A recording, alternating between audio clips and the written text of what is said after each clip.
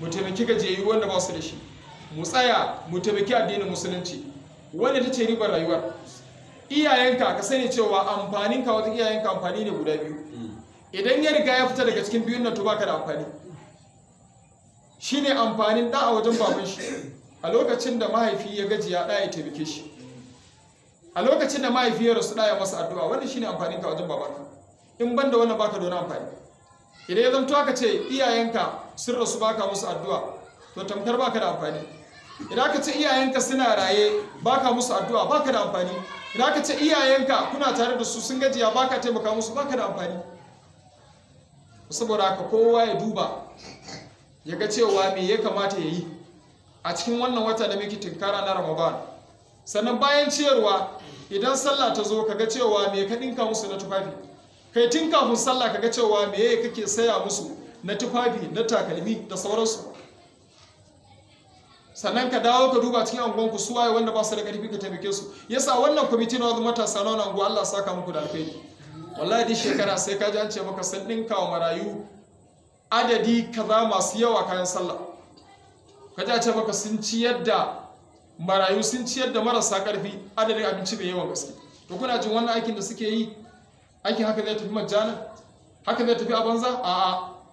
Wallahi wani aikin ma sun manta da sun yi. Amma Allah ta'ala bai manta ba. Ahsahu Allah wa nasuhu. Allah ya boye aikin, Allah ya boye musu ladan su, amma su sun manta da aikin da suka yi. Yanzu na ce Malam Abdurrahman ka irga aikin da kuka yi na alkhairi tunda kuma ka fito ga matasa zuwa yanzu wallahi bai sai irga ba. Wata dai ma ba zai irgu ba. To amma ya manta da yayi aikin. Wallahi sai ranan da na san dole Malam Abdurrahman zai rasu. Wallahi zai rasu.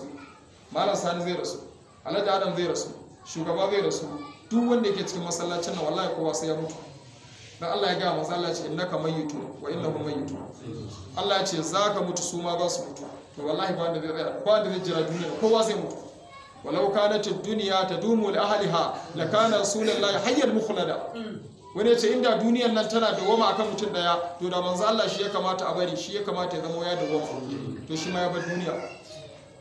To wallahi kowa idan ya mutu zai ga abin da ya aikata. Wa Allah ya salil insani illa ma sa'a wa anna sa'ihu sawfa yura summa yujzahu al-jazaa al-awfa. Allah ce babin da ke kan mutu sai abin da ya aikata.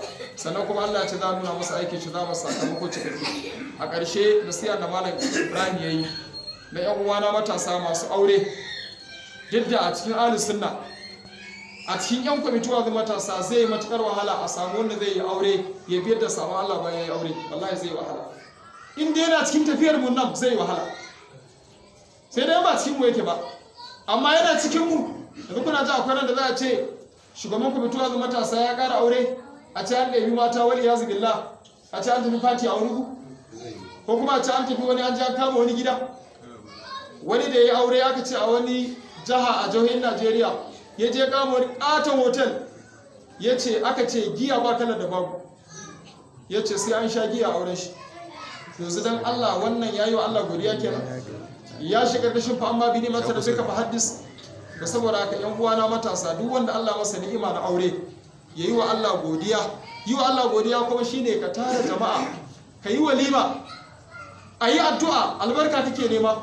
Amma duk wanda ya bata auren shi da bid'a, duk wanda ya bata auren shi da sabon Allah, ya sani cewa ƴaƴan da zai haifa a ƙarƙashin wannan auren in ba sa'a ba, wallahi sai ya haifi ƴaƴan da za su addabi duniya.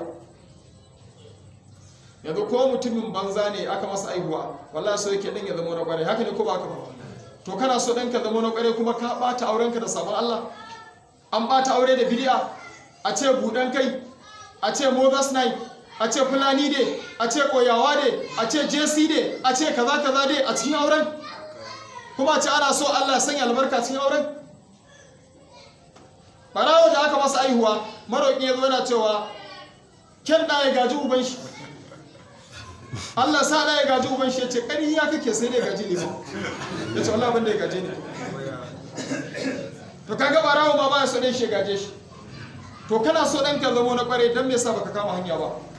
To jama'a mu ji tsoron Allah, mu kama hanya. Insha Allah duk abin da aka yi a baya a tuba. Al-Islam ya tubu ma kabulahu. Musulunci yana yafa abin da ya gabata. Mu tuba mu koma ga Allah. Ya yi wa lazina amanu tubu ila Allah tawbatan nasuha wassalamu alaikum wa rahmatullahi ta'ala wa barakatuh.